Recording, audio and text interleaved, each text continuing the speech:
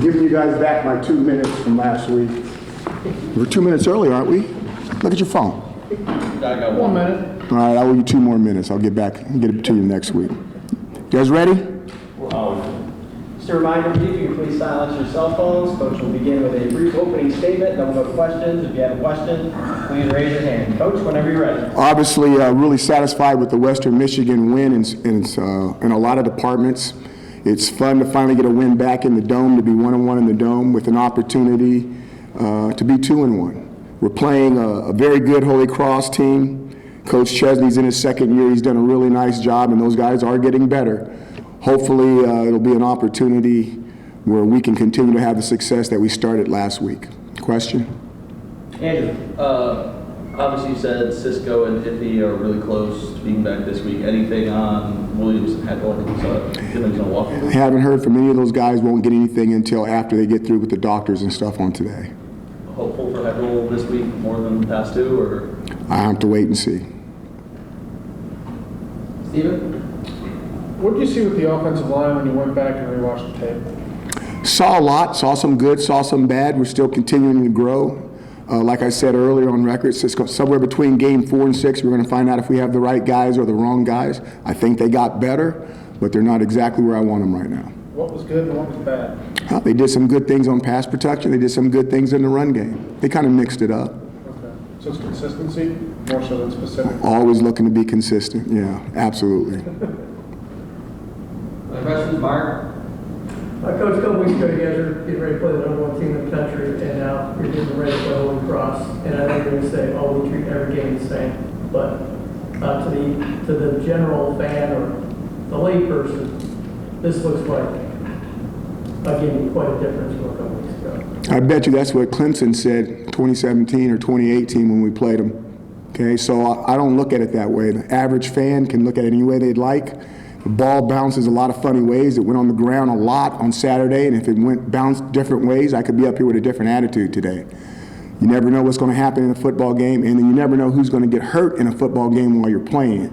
It's a serious game where the good players are allowed to get tackled and they're allowed to get hurt. So we need to be focused and locked in so we don't make any mistakes, and we can leave this game with the same amount of players that we started it with. Matt, in the back. You know, you mentioned how proud you were of Tommy bouncing back against Western Michigan. After the Clemson game, did you have to do any sort of soul searching with him, talking with him a little bit more, and the way he responded Saturday? I mean, is that something you saw coming? You know, I wouldn't say any more soul searching. You spend a lot of time with your starting quarterback if you're involved with the offense, and the more that we spend time together, the better I feel. Okay, he is a very calming soul about him, even though he's excitable because he is young, 18, 19, I don't even know how old he is. He's probably 19 or 20. But he's young at heart, but he's got a very mature side to him. So he's easy to deal with, and I think he's going to continue to get better. Steven? Is there a chance McKinley ends up redshirting? Is that something you guys have thought about? Sure. I mean, there's always an opportunity for him to do something like that. I'm not sure I've thought about it. He's a really good player. And we still got a lot of football to play and a lot of ACC football to play. So what did the doctors tell you last week when you talked to them about McKinley? They told me to hold on and be patient. They said it was a virtue. Is this something wow. Do you think like he could be ready for NC State, or is this something that you still figure? I would hope that he would be getting ready somewhere around that time. Yes, sir. Okay. Thanks. Mark?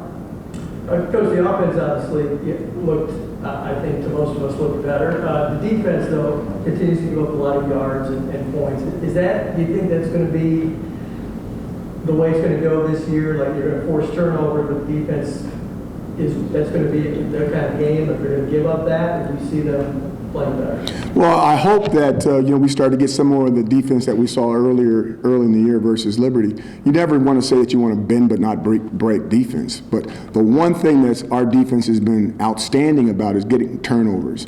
And as long as they keep giving us extra possessions, we're going to have opportunities to win games as long as we're efficient on offense. We have the type of defense that we feel like you can shut people down, and we got to get some of those scores a lot lower than what they've been. Andrew? With Michael playing a lot on Saturday, and we've seen throughout the season, I guess what, besides maybe enrolling early, has allowed him to get those reps as the third linebacker over maybe Lee and some other guys? He really has a good understanding of what we're trying to do. He's really came in a very specific package, and because of that, he's only got to learn a small portion of what to do. And he's been one of our more physical guys during two-a-days in the spring, and that's why he's had that opportunity. Just like we've talked about with the offensive line and other positions, somewhere between game 4 and 6, we're going to find out if we've got the right guys or not, and then we're either going to stay with the guys we got or we're going to make changes and go with other people. Did you see that sort of athleticism and physicality and think, like, he's a guy we got to get up the field, or he's ready, like when you saw it, or was it sort of put him in the game? No, I think it was something that we say, hey, we got to get this guy in the game. It's something that we want to see what it looks like on the football field because we've seen what it looks like on the practice field. Right. Matt? Dino, 18 straight games with a takeaway dating back to last year.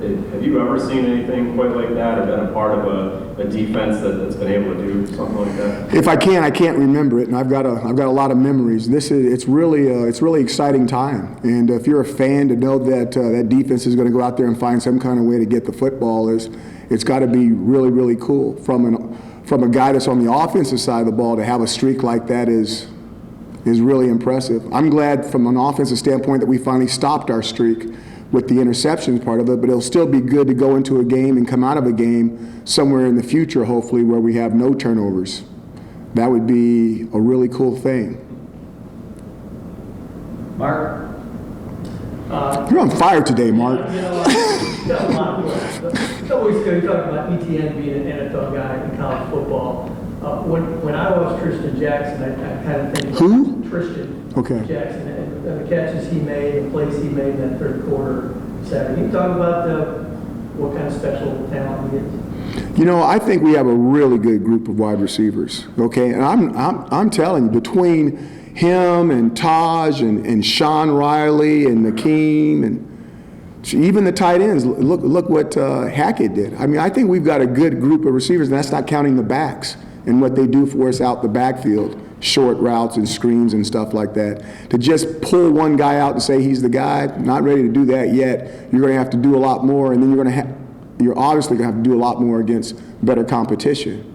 Because when you do it against the best, that means you can do it against anybody. Brandon? You mentioned earlier that you saw a lot of good in terms of pass protection from the offensive line this past week. When it comes to picking up things like blitzing schemes, how do you think the running backs played a role in sort of that improvement? Running backs are everything. You know, those running backs are a part of it. If those linebackers are coming and they bring enough of them, the line can't block them all. The running backs have got to get the other ones. And the big thing about that is normally those running backs are maybe giving up 10 to 20 pound difference with some of the linebackers, and they've got to be tough. You know, it's a Pinto going against an SUV, and you got to stick your nose in there, and your radiator may not come out right. Okay, but you've got to go in there anyway because you're protecting the quarterback. So those guys they play a big role for us, and our backs, when they target correctly, they do a nice job of blocking people. Steven? What was it kind of like to look back on Antoine during the game? I think he made a couple more plays than I realized watching it live. After kind of all he's been through, like what was the human side of it to see him make those plays and then still stop? Always excited for Cordy. You know, Cordy has never been the issue on the football field playing. The thing is, Cordy gets banged up a little bit because he's got a big guy's heart and a little guy's body, and he's quicker than you know what, and he's competitive than most people. One of the most competitive people I've ever been around. I told you, my first year here, we moved spring ball up because Cordy's in the indoor doing the old drills from the old staff, and I didn't know who he was. I just walked into the indoor, and I'm like, there's some guy out here practicing at 6 a.m. in the morning, and he's doing all the wrong drills. We don't do any of those drills. And I asked who it was, and they told me, oh, that's Antoine Cordy. And I'm like, we got to move spring ball up. These guys are ready to go, and I don't want them practicing the wrong thing for 2 months, and then we got to correct that and do the right thing. So he's always been aces with me. He's just got to find a way to stay durable, stay on the field. Do you think he'll be back this season? You got to talk to the doctors. Yeah. Andrew? Looked like Kendall and Alton, I mean, obviously a big first game and then quiet the last 2 weeks, sort of got going a little bit, but I was looking at the stats today and I was surprised that Lakeem was actually leading the team in sacks. Has there been sort of an increased use of pressure and blitzing and maybe just creating different looks without numbers advantage, or trying to create numbers advantage, I guess, has that philosophy shifted at all? I think we blitz a little bit. Anytime that you're blitzing, you're going to create a one-on-one for Alton. You're going to create a one-on-one for Kendall. So if you check the numbers, I think we've been blitzing a little bit more. But that's not to neglect the fact that you can also get coverage sacks. You can go back and play coverage, and you give those guys, those defensive ends and those tackles and those nose tackles a little bit more time to pass rush and put some games and some twists up front that you can get home that way as well. So there's two ways to get a sack. You can either bring extra pressure or you can get coverage sacks off the back end. Very seldom is it that one guy just beats another guy, because if you know who the good guys are, you know who to put the extra protection to, get the extra blocker to keep those guys neutralized. Now, if we ever what we need to do is get a little bit more push up the middle, which we're not getting. If we ever start getting that push up the middle where we can reset that pocket, I think we will be even more productive with guys getting the sacks off the edge if we can get the middle part of that pocket pushed back a little bit. Last two questions, Matt and Steven. Dino, Saturday's win, did that create the positivity this team so desperately needed after the previous 2 weeks? Do you feel as though, everyone's really optimistic now, given the fact that, things have turned around, the offense has looked better, the defense came up with stops in timely situations? Do you feel like that positivity is back in the building again? I would hope that we didn't get too down because we had 2 losses, and I would hope that we are not too up because we had a win over Western Michigan. There's a process going on here. We've talked about it from day one. We've really had a more difficult road to hoe than what people are giving us credit for, to take a team for 2 games on the road, regardless of who you're playing, and then come home for the quarterback's first dome start in his career versus the number 1 team in the country that hadn't lost in 2 years. And now his second start at home was against Western Michigan. I just think that we need to let it happen, be patient, okay, let it come to us, and as these guys grow up, we're going to get better and better. Last question, Steven. I wanted to ask about Tommy using the speed against Western Michigan. How much of that is you guys saying, hey, we want you to do that to open things up, and how much of it is him reading what's in front of him? It's him reading what's in front of him. We don't always call those plays. It depends on structure and who we're playing and stuff like that. You call those plays versus Clemson, do you know who was going to be the unblocked guy? Give me the number. You know the number of the guy? There you go. You nailed that. I'm not sure I like that matchup.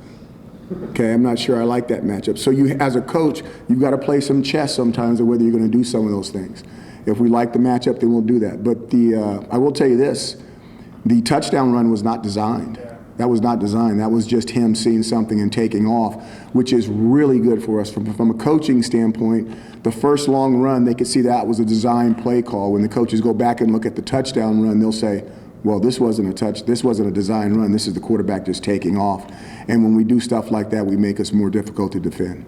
Was that, I don't know what you call it, the option sweep action, is that something you put in recently, or is that something that's been going in since camp? We've had it since the first time we've been here. Other people have already taken it from us and used it in many games. Nice.